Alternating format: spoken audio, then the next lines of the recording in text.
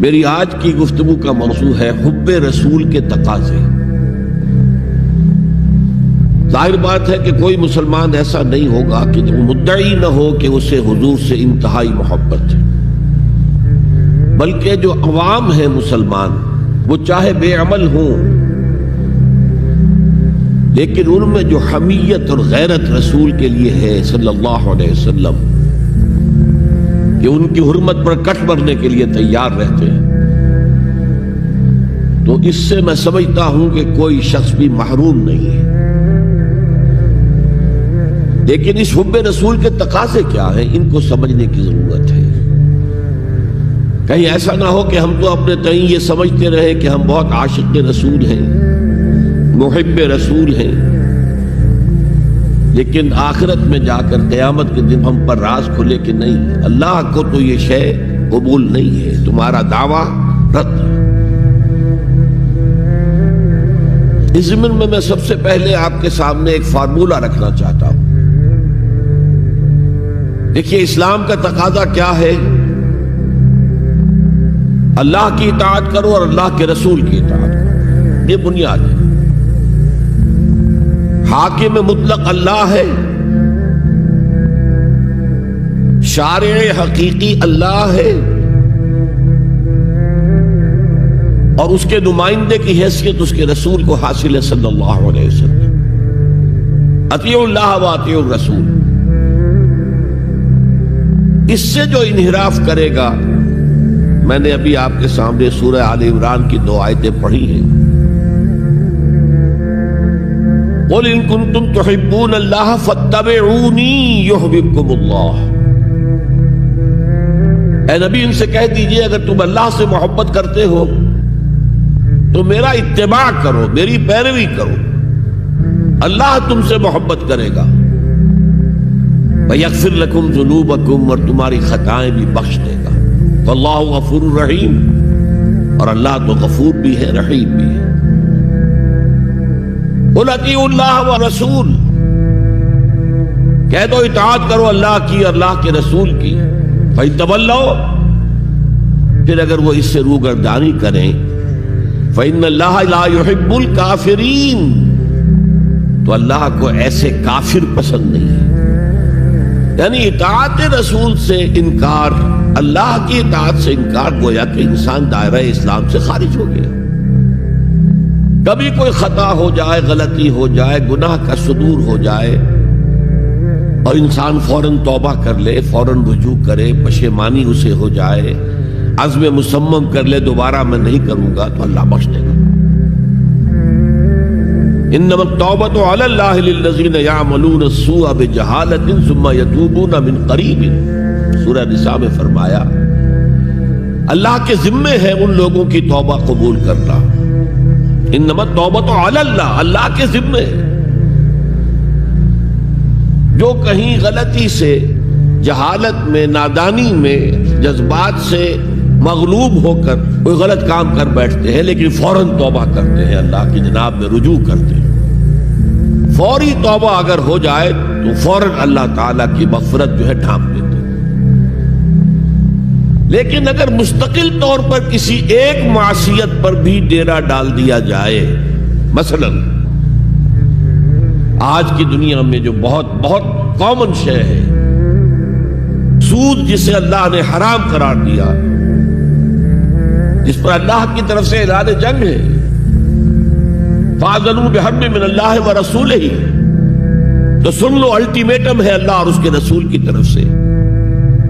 اسے اپنے کاروبار کا مستقل جز بنا لیا تو ایک غلطی، ایک گناہ بھی انسان کو ہمیشہ کے لیے جہنم میں ڈال سکتا ہے۔ بَلَا مَنْ كَسَبَ سَيِّئَةً وَأَحَاطَتْ بِهِ خَطِيئَتُهُ فَأُولَٰئِكَ أَصْحَابُ النَّارِ هُمْ فِيهَا خَالِدُونَ۔ کیوں نہیں؟ کسی نے جان بوجھ کر ایک بڑا گناہ کمایا، چھوٹے چھوٹے گناہ جو ہے گناہ صغیرہ، وہ تو خود بخود بھی دھلتے رہتے ہیں، اللہ کی رحمت سے صاف ہوتے رہتے ہیں۔ لیکن کسی نے کبیرہ گناہ کمایا، جان بوجھ کر کیا، اور پھر اس پر ڈیرے ڈال دیے اور وہ گناہ اس کے گھر گھیرا کر بیٹھا، احاطت بہ خطیئتہ، فاولئک اصحاب النار هم فیہا خالدون، تو وہ ہے جہنمی اور اس میں ہمیشہ رہنے والے۔ تو اطاعت اللہ کی، اطاعت رسول کی، یہ تو اسلام کا بنیادی مطالبہ ہے۔ اگر یہ بھی نہیں ہے تو پھر کچھ نہیں، اگر یہ نہیں تو بابا پھر سب کہانیاں۔ اب ذرا اس سے قدم اوپر اٹھیے، اطاعت کے ساتھ محبت۔ جب اللہ کی اطاعت کے ساتھ اللہ کی محبت جمع ہو جائے گی تو اس کا نام ہے عبادت۔ امام ابن تیمیہ رحمۃ اللہ علیہ کے جو شاگرد رشید ہیں، حافظ ابن قیم رحمۃ اللہ علیہ، انہوں نے عبادت کی ڈیفینیشن کی ہے۔ عبادت کیا ہے؟ العبادت تجمع اصلین، دو بنیادی چیزوں کو جمع کرنے سے عبادت وجود میں آتی ہے، غایت الحب وغایت الذل والخضوع، حد درجے کی اللہ کی محبت اور حد درجے میں اللہ کے سامنے گویا کہ پست ہو جانا، جھک جانا، بچھ جانا، انتہائی اطاعت، انتہائی محبت۔ انتہائی میں کیوں کہہ رہا ہوں؟ سورہ بقرہ کے 20ویں رکوع کی پہلی آیت ہے، الذین آمنوا اشد حبا للہ، اور جو لوگ صاحب ایمان ہوتے ہیں وہ شدید ترین ہوتے ہیں اللہ کی محبت میں۔ بعد میں یہ تو مثبت انداز ہے، منفی انداز میں جو آیت آئی ہے وہ بہت سخت وعید والی ہے، وہ میں بعد میں آپ کو سناؤں گا، تلاوت میں نے کی ہے۔ فارمولہ یہ ہے، اللہ کی اطاعت جمع شدید محبت برابر ہے عبادت کے، اور یہ عبادت جو ہے ہمارا مقصد تخلیق قرار دیا گیا۔ سورہ زاریات کی یہ آیت آپ میں حضرات کے علم میں ہوگی، وَمَا خَلَقْتُ الْجِنَّ وَالْإِنسَ إِلَّا لِيَعْبُدُونَ، میں نے جنوں اور انسانوں کو نہیں پیدا کیا مگر صرف اپنی عبادت کے لیے۔ یہ ہمارا مقصد تخلیق ہے۔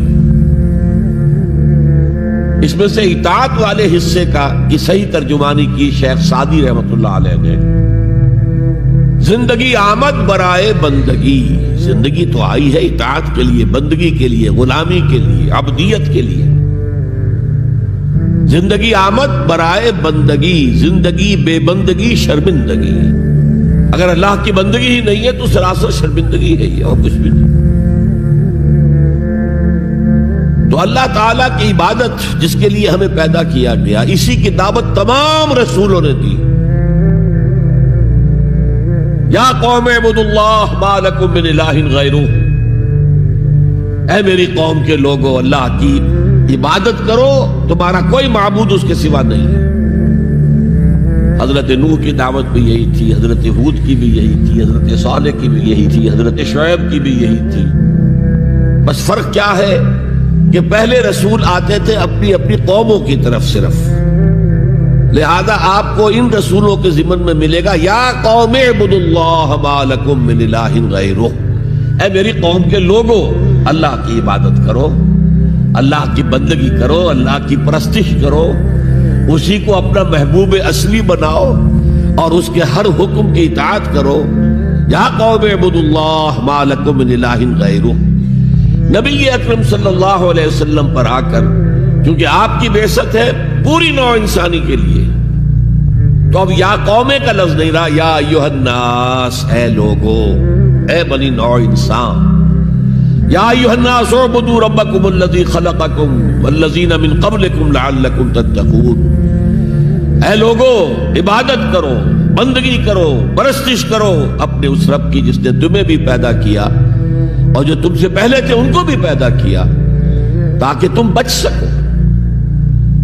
یہ کیوں کہا دوہرا کر تم سے پہلوں کو بھی پیدا کیا؟ اس لیے کہ اکثر و بیشتر گمراہ لوگ، مشرکین کیا کہتے تھے اپنے رسولوں سے کہ ہم تو بس یہ اپنے آباء و اجداد کے راستے پر چلیں گے، ما وجدنا علیہ آباءنا، جس طریقے پر، جس طرز عمل پر ہم نے اپنے آباء و اجداد کو پایا ہے ہم نے اسی پر چلنا ہے۔ تو واضح کر دیا تم بھی مخلوق ہو، وہ بھی مخلوق تھے، تم بھی انسان ہو، وہ بھی انسان تھے، تم سے بھی غلطی ہو سکتی ہے، ان سے بھی ہو سکتی تھی۔ لہذا یہ اصول نہیں ہے کہ جو بھی آباء و اجداد کی ریتیں ہیں، رسمیں ہیں، طریقے ہیں اور جو ان کے عقیدے ہیں انہی کو آپ لے کر چلیں۔